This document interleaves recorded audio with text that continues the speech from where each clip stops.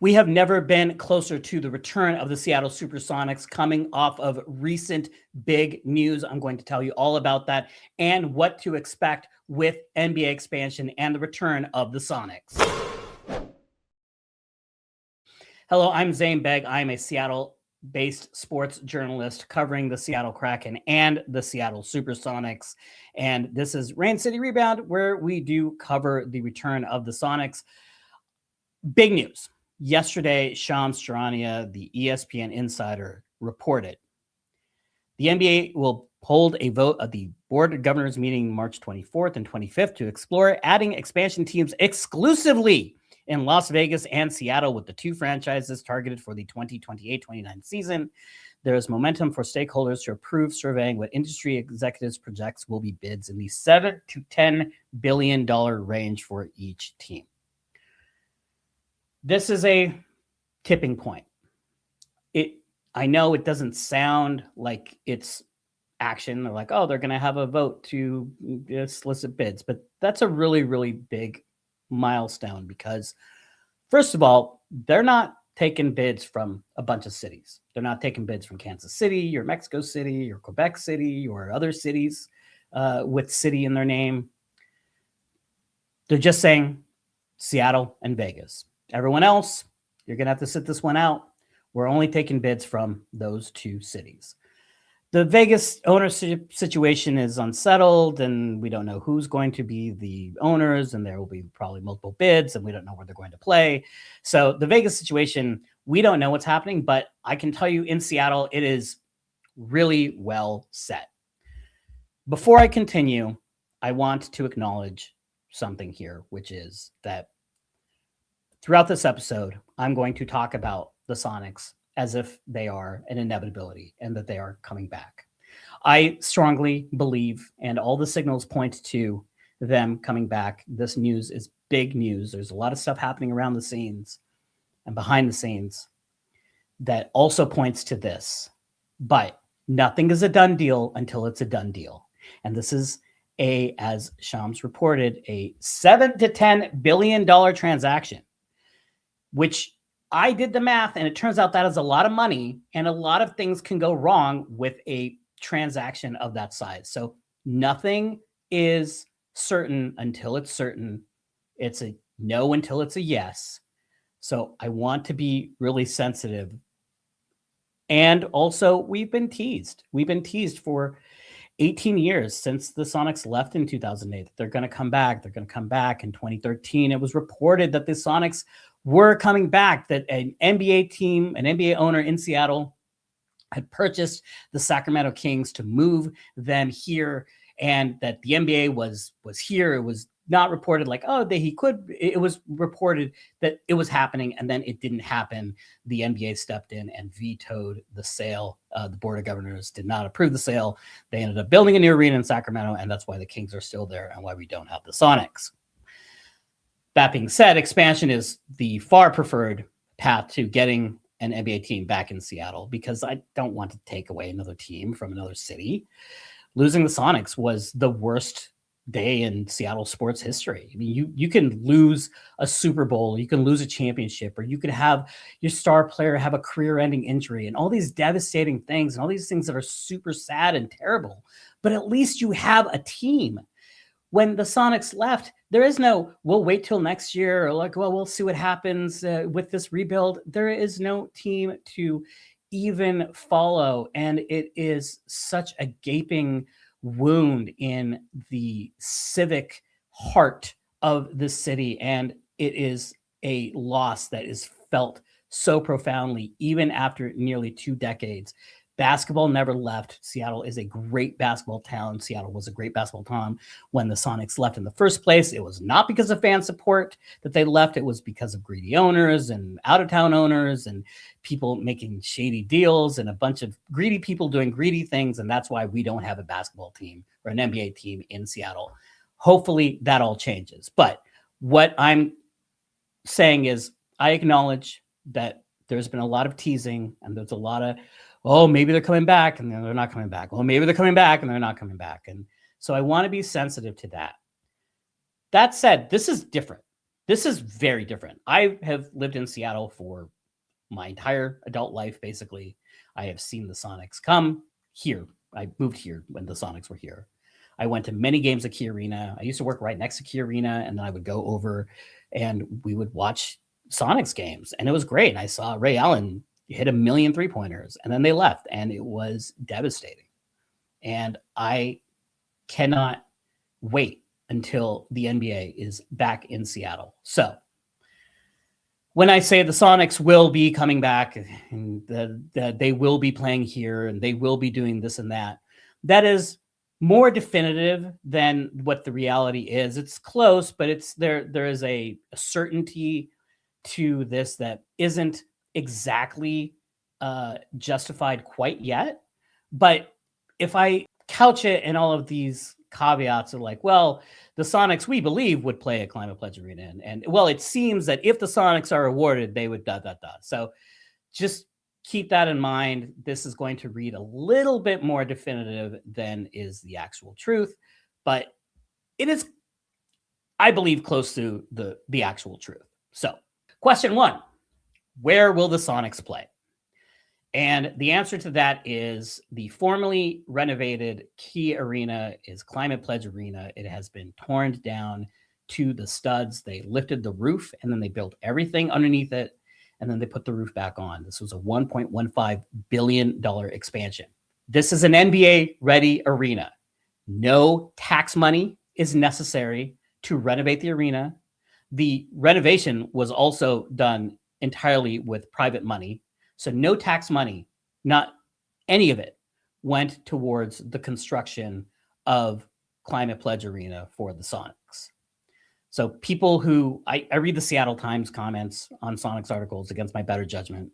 And one of the common refrains is like, these billionaires, they want more money. They want our tax money and they're just greedy and they want to build new arenas and take our taxes and more taxes.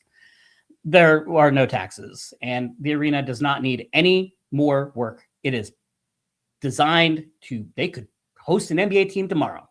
The facilities are perfectly in place, and they are first class, top notch. I've been there for a million Kraken games, and I can tell you it is a beautiful building. And then when I go to other arenas to cover games there, it's like, oh, wow, we're really taking a downgrade here. It is, even though it is an old arena that was renovated, it really isn't. It's a brand new arena with just a roof that was preserved.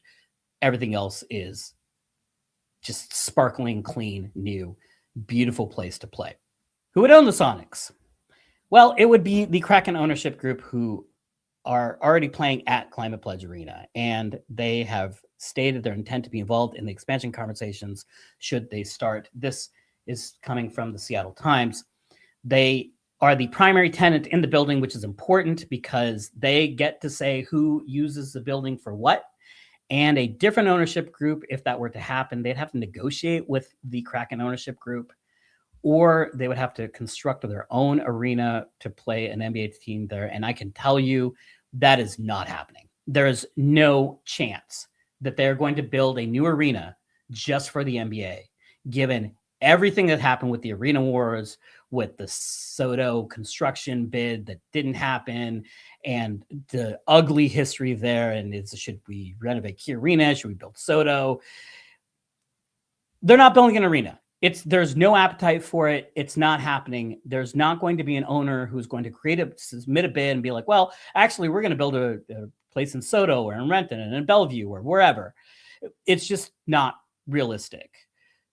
The Kraken ownership group, owned by Samantha Holloway and her late father, David Bonderman. Bonderman was a part owner of the Celtics. And so they're part of the NBA fraternity. They have been planning for an NBA team since the beginning. It had to have been going on a decade at this point. The NBA was always on top of their mind. They wanted the NHL and they've executed that expertly, but it was the NHL and the NBA both. Climate Pledge Arena, ready to go. Kraken ownership, ready to go. They have the money, they have the finances, they have the plan in place. And so hopefully they will be the owners, because I think they've been pretty good owners of the Kraken. I've been really impressed with the way the Kraken organization has been run. I know that the on ice product, there have been some criticisms there, which are totally justified. But in terms of the way that they interact with the community, the business operations, their commitments to diversity and like actual commitments, and wow, they believe, they believe in their commitments, and it's not just lip service, is a really good indication of the kind of stewards that they would be in the community, because the Sonics are going to be a far, far greater part of the Seattle sports landscape than the Seattle Kraken. I'm not saying that as a judgment. I love the Kraken. I cover the Kraken. I love going to the games. I am very involved with that. I host a podcast every day, 5 days a week, talking about the Kraken. But this is on a completely different level. The Sonics are on a completely different level, and having this ownership group who's well respected, who's well liked, that has no real issues or skeletons, is a really positive sign for the city as we get the Sonics. The procedural vote next week is just a go, no-go vote. It is expected to pass. You need 23 out of 30 members of the Board of Governors to vote, and then they will then take solicitations from Seattle and Vegas and no other teams. So next week isn't the vote to expand, but it's just one step, and we're running out of steps. Pretty soon, the last step is going to be, hey, guess what? The NBA is coming to Seattle. Expect that announcement to come in either July or September, when the NBA tends to make the announcements. If I had to guess, the favorite would be this July.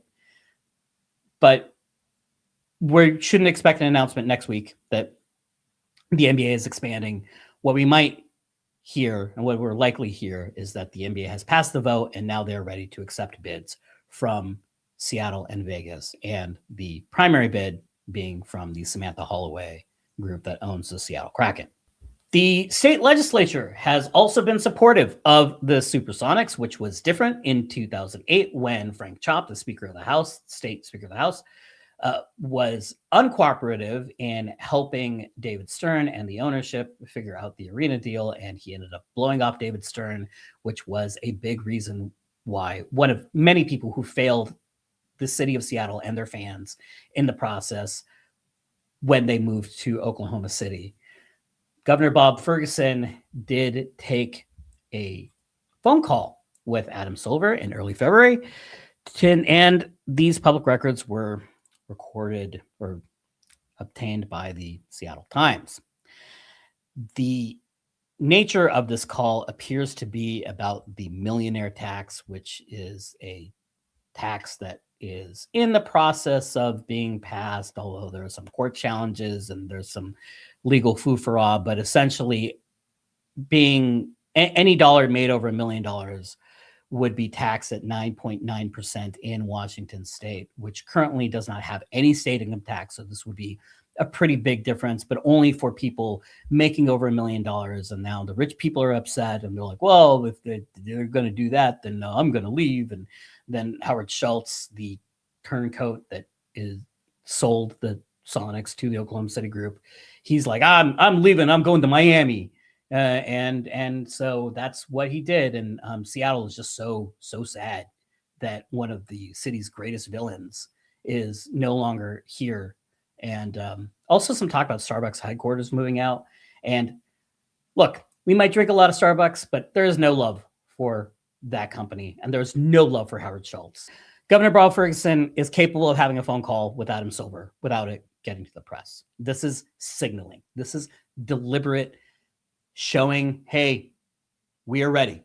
We are signaling to all the powers that be, to the NBA, to the fans, to anyone else who's interested. I just want you to know we are supportive of the NBA. We are not going to get in your way. We are going to do whatever we need to do in order to bring the Sonics back. The expansion fee is $7 to $10 billion. It does not appear that there will be any issue there with getting the money, although who knows? I don't have a great insight into the deep financials of the Kraken ownership, but this is something that they have seen coming and they seem well prepared for. Although that number has gone up quite a bit in recent years.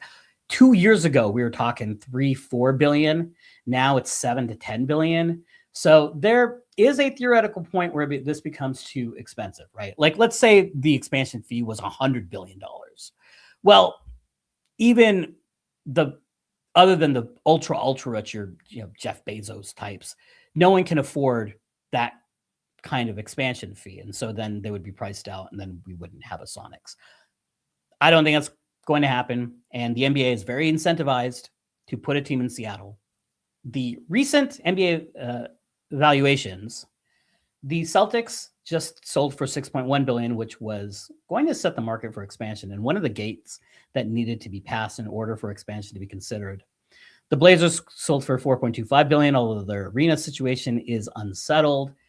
And then the Lakers just came out of nowhere and they sold for $10 billion. So that's the going rate for an expansion team, or for an NBA team, it seems.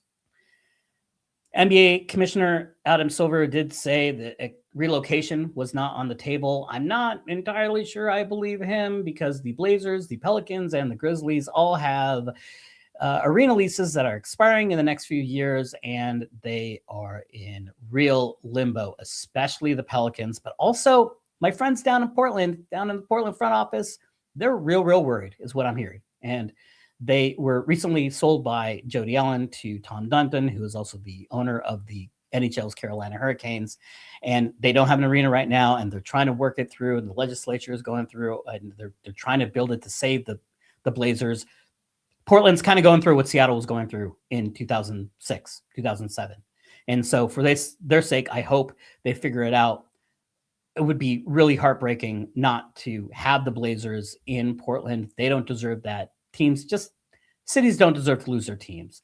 And also, the Sonics Blazers rivalry, let's bring that back. Let's have a lot of fun with it. But for now, relocation isn't on the table. It's just expansion. Who owns the Sonics names and colors? Because when they moved to Oklahoma City and then they rebranded themselves as the Thunder, can the team here still be called the Sonics? And the answer to that is yes.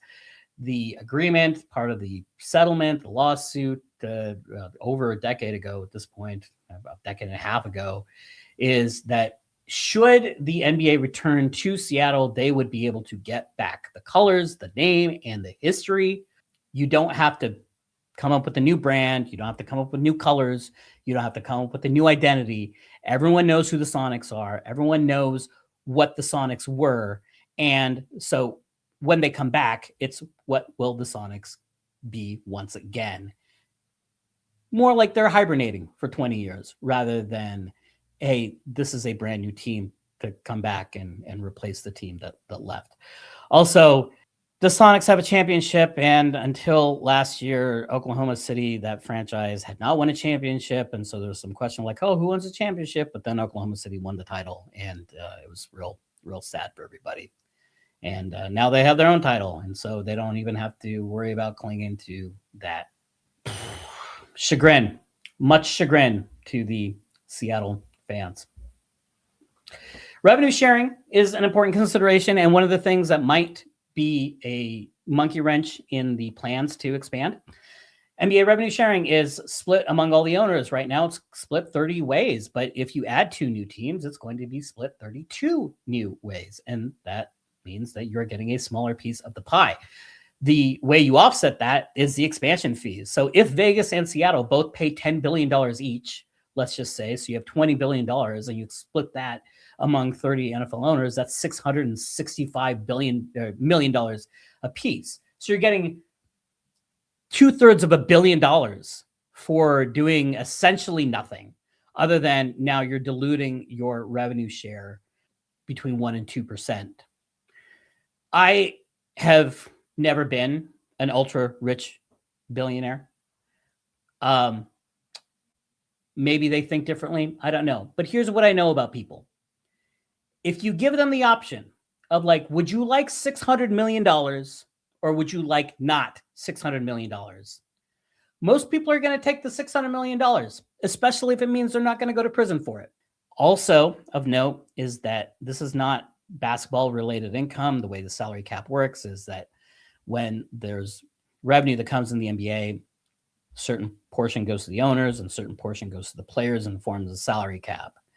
This expansion money is not subject to that. They don't have to share it with the players. They just get it. Here's a gigantic dump truck of money. If you vote yes to expand, would you like a giant dump truck of money? If so, then all you got to do is say yes. And if 23 of the 30 owners say yes to the giant dump truck of money, then we have the Seattle Supersonics. The roster would be populated by an expansion draft, and there is so much to go into about the expansion draft. We'll probably cover that in a future episode. But I want to just give a sense of where we're at, and I want to conclude on this. Brian Windhorst of ESPN, also an insider. Look, ESPN and the NBA are media partners, and their insiders are not going to be reporting something that the NBA doesn't want out as a narrative. Quite the opposite. I also believe, I don't know for sure, but I believe that the NBA would not put this to a vote until they knew that they had the votes, much like in Congress. It's not a formality, but I think it's time you can maybe allow yourself to believe a little bit. And Brian Windhorst, who has never been particularly optimistic about the return of the Sonics or the expansion, and has always been one of the naysayers to say, hey, let's pump the brakes. We're not ready yet, which was accurate, right? The NBA was not ready until what appears yesterday. And now all this stuff is just happening all at once. Windhorst says, for the first time, really, since 2008, I think if you're a Seattle Sonics fan, you can truly start to believe the Sonics are in the process of coming back.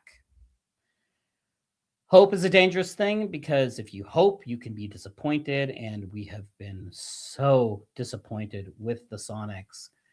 And I know I've lost hope several times. Even last year, there was a lot of momentum thinking we might get expansion, and then it didn't. And, I was real sad for like 2 months. And thank goodness the Kraken season started because I could throw myself into that. But I want this to happen very badly, as does the entire city of Seattle. And it looks like it's actually going to happen. So nothing is certain until it's certain, but you know what? I'm just going to do it. I'm going to give you permission to hope. And I'll be along there. I'm going to be alongside with you. And if we get hurt, if we get disappointed, then we'll get hurt together. And then we can commiserate. And then maybe in some future point, we will actually get the Sonics. But I don't think that's going to be what happens. I think this July, we're going to have a party like we have never seen in Seattle. And it's going to be an incredible scene. Seattle NBA fans, the fan advocacy group who we work with, who we are affiliated with, they're building an incredible coalition and building an incredible community response. And things are mobilizing. And we're gearing up. We're getting ready to go because I think the Sonics are coming back. 2028, huh? Sooner than I thought it would be. I think part of that's a function of you're not taking bids from a bunch of cities, so you have some idea of what you're dealing with here. It seems pretty likely that Samantha Holloway's ownership group is going to play a Climate Pledge Arena, and the NBA is figured that one out. I don't know what's happening in Vegas. I don't know if they figured out what's happening in Vegas, but they could play at T-Mobile Arena, which is where the Golden Knights play in Vegas, at least temporarily. I know they need like a $300 million renovation to get that place up to speed, or there are 2 other arena bids that are going on. Sounds like a mess. I'm nowhere near that stuff. I don't know what's happening there, but thankfully we don't have to worry about any of that stuff. all the arena stuff is taken care of. The Sonics left over an arena. Now they will be coming back because of the arena. So thank you for tuning in as we get more news, and hopefully we get some great news next week when we get the formal announcement that they are taking bids. We'll be here to cover for you at Rain City Rebound, and I will see you next time. Thank you so much.